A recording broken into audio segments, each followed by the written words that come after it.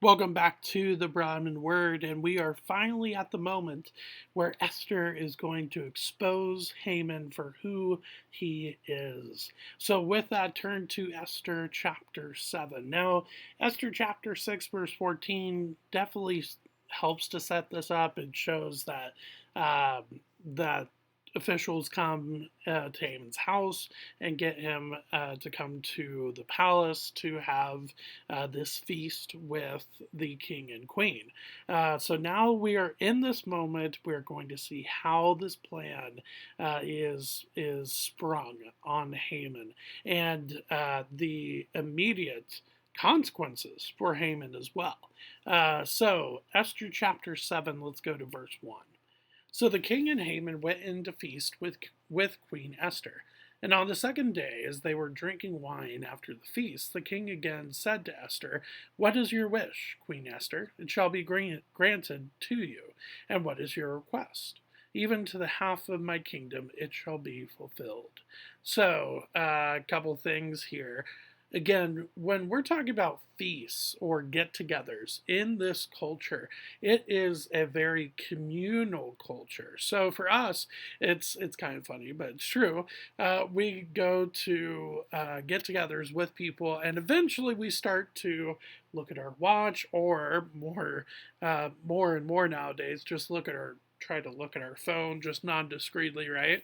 And say, okay, it's time to go. And that's just after a few hours. Get togethers in this culture were very communal. So it is not very surprising to see that verse 2. And on the second day, as they were drinking wine after the feast. So this feast would have not just taken hours, but um, literally would have happened overnight at the very least. And then you have even more after that. So it is a very communal culture, and so it's very common to have these days long feasts together. So I find that interesting. The other thing, too, just a reminder when King Ahasuerus is talking about giving half of his kingdom away, he definitely could mean that, but again, is just the love and the respect and the honor that he has for not just for his bride, but for his queen as well. And here is the moment. Verse 3. Then Queen Esther answered, "If I have found favor in your sight, O king, and if it please the king."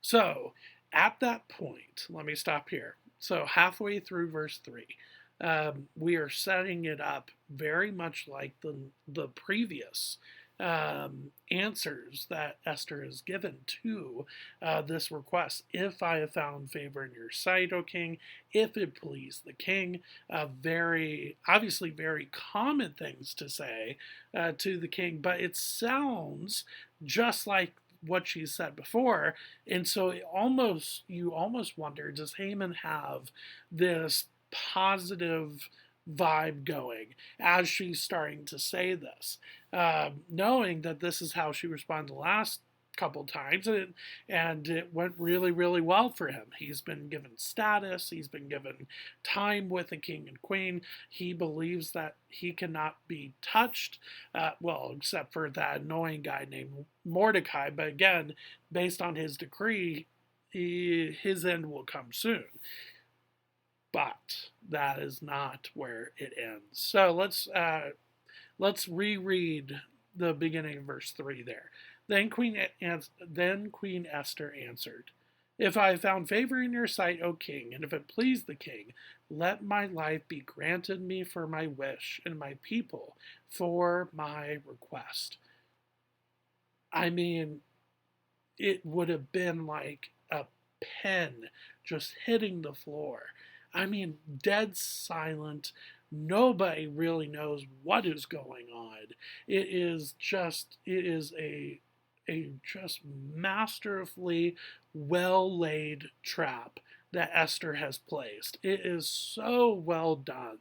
And again, this is not just her doing, but she spent time in prayer. She has had her people spending time in prayer, spending time in fasting. So this is not, yes, on the page, it looks like it's just Esther's planning, which don't get me wrong, there definitely is. But again, God is behind the scenes in this book, even if he's not mentioned explicitly on the page.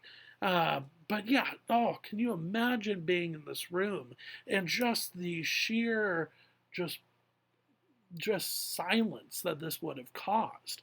I mean, it is really, really interesting to see. Verse 4. For we have been sold, I and my people, to be destroyed, to be killed, and to be annihilated. If we had been sold merely as slaves, men and women, I would have been silent, for our affliction is not to be compared with the loss to the king. So, what she is getting at here is what is going to happen to her people is worse than slavery, which, of course, the Israelite people have already gone through in Egypt. But she's also saying it's even worse than being in exile, which they currently are. Um, Instead, they're being targeted. They are going to be killed. They are going to be annihilated because of this decree. Now, she hasn't said what people yet, but I think it is interesting based on the response that they put two and two together that Esther is in fact a Jew, is in fact from is of Israel descent. So, verse 5. Then King Ahasuerus said to Queen Esther, who is he and where is he who has dared to do this? So again, it seems like he hasn't put the dots together quite yet, but he is absolutely aggravated for sure, and is very on edge because again, not only is this his wife but his queen as well, and it is a oh it is just a brutal attack against the king for more than one reason. So, verse 6. And Esther said, a foe and enemy, this wicked Haman. Then Haman was terrified before the king and the queen. I think there's a couple reasons why he's terrified here. One is clearly he realizes that he is in a very, very bad situation. He has just been exposed for wanting to kill the Jews as a whole entire race in order to get back at Mordecai. Yes, we've already seen that with the decree, but now you're lumping in the queen into that. That is very, very dangerous, right? But then, too, I think another reason why he's terrified is that he didn't know that Esther, nobody knew besides Mordecai, he did not know that Esther was a Jew. And so when he puts two and two together, which I think he does in between verses 4 and 6, when he puts those two together, it is a terrifying thought to him. Oh my goodness, this is bad. And, it is bad for him. Verse 7. And the king arose in his wrath from the wine drinking and went into the palace garden. But Haman stayed to beg for his life from Queen Esther, for he saw that harm was determined against him by the king. It's interesting that you see this because he does not, King Ahasuerus is very, very quick to make a judgment against Queen Vashti in chapter 1. Whereas here, yes, he's very quick to get to his judgment here in a second, but he doesn't do so immediately. Instead, he almost like he's walking it off, not forgetting about it, but walking off the very first emotions, which is mostly rage against Haman. But he's walking it off in a sense, and during that time, Haman thinks that the best thing he could do is beg for his life, which he isn't wrong either. So he goes instead to Queen Esther and tries to beg. That does not go well either. Verse 8. And the king returned from the palace garden to the place where they were drinking wine, as Haman was falling on the couch where Esther was. And the king said, Will he even assault the queen in my presence, in my own house? As the word left the mouth of the king, they covered Haman's face. Okay, couple things going on in verse 8 here. So the king walks it off, comes back, still is going to bring judgment against Haman. That's not a question at all. That's going to happen. But he comes back and maybe he wants to talk and wants to figure out why did he put that decree forward. It doesn't know, because it doesn't matter, because when he does come back, he finds Haman in a very bad position. So basically, what is being said here? Because again, these couches are meant to not sit at with like a back, but most likely a very horizontal couch with no backing behind it. So it was meant to lean on. So it is very, very common that that would be done in this day and age. So when it says falling on the couch where Esther was, it basically says that either he's either on top of her or on the side of her. Either way, it is not good for Haman. It's a very bad position, actually, for Haman. Why does he do this? Because of the fear and the dread that he is experiencing from the end of verse 6. That fear and dread is making him not think at all. So instead of just talking to her from where he was, or being on his knees on the ground begging her, he instead puts himself in a very bad situation where when the king comes back, he says, Will he even assault the queen in my presence, in my own home? So a lot of people have thought, okay, well, maybe he's just sitting next to her. Based on how the king responds here, it is not just this chatty conversation between Haman and Esther. Now, do I think he actually does anything towards her like sexual assault? I don't think so. I don't see that in the text. But he puts himself in a position where it would be very easy for somebody to go, that could be happening, or that could happen in a second. Absolutely. And so the king walks in on that, and, well, that's not good. And so there is no other little walk around to try to get his anger or his rage under control. Nope. As soon as that happens, as soon as he brings that question up, a cover is put over the face of Haman, which is a very, basically, it means that you are going to either jail or execution. And, well, let's see which one it is. Verse 9. Then Harbona, one of the eunuchs in attendance on the king, said, Moreover, the gallows that Haman has prepared for Mordecai, whose word saved the king, is standing at Haman's house, 50 cubits high. And the king said, Hang him on that. All right, so you have Harbona mention that there's this thing standing way high, again, possibly 75 feet high, and it is meant for Mordecai, who, by the way, O king, you just honored and respected, and Haman was the one that brought it up to you, and so now you're probably thinking, okay, the king's got to be putting dots together and thinking, okay, the decree probably was put together to get back at this Mordecai guy.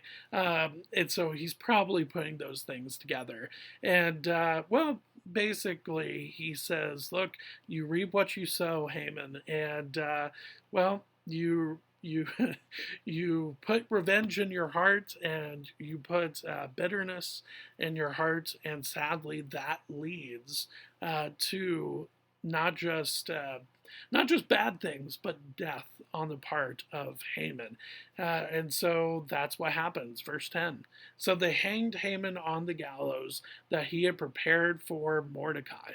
Then the wrath of the king abated. It is that verse in verse 10, that line, so they hanged Haman on the gallows that he had prepared for Mordecai, is absolutely supposed to be read in some sort of irony. Look, those gallows that he had thought he was going to rid himself of this annoying enemy of his are his own, the tool for his own demise. I mean, it is absolutely just, yeah, it is very much an ironic statement. And then we see that the king finally gets over his anger. Um, as soon as Haman is taken care of. And again, it reads like there is no hesitation. As soon as they find out about the gallows, that he is taken to said gallows and he is executed there. There's no talk, there is no court session about it. It's done. So, what can we take away from these 10 verses in chapter 7? First off, obviously, hopefully, we're not going to be put in a position where we are standing up for a whole entire group of people and we have a chance to free them, and even though we might be killed ourselves. Obviously, I don't wish that situation on anybody. That's a lot of pressure. But again, you see the bravery and the courage that Esther had to have in this moment to bring this through. Because again, right in front of her is this enemy that is coming after her. And the bitterness that Haman has towards Mordecai, Esther does not have against Haman. Yes, she has some sort of wanting justice against Haman, for sure. But there's not this bitterness. She takes her time. She listens to her uncle. She spends time. She spends time in prayer. She asks for her people to spend time in prayer and in fasting as well. She takes a very godly approach to it. And then when time comes where she needs to bring justice and accountability to this person that is wronged them, she does that. And again, with God behind the scenes, it is clear that he has orchestrated this all along as well, which we will talk more about as we get to the end of this book, because there are a couple more chapters with the life of Esther. Because again, yes, Haman is dead, but the decree still stands, and according to Persian-Mede law, it is going to be very, very difficult to fight against that decree. So we will see what Esther comes up with we'll see what she comes up with later. So with that being said, thanks for spending a little bit of time with me today as we walk through this great moment where Esther exposes Haman and puts her bravery and her courage on, right in front of him, and it is fantastic to see. So with that being said, thanks for spending a little bit of time with me today. I will see you on Thursday with Broadman Word. Thanks.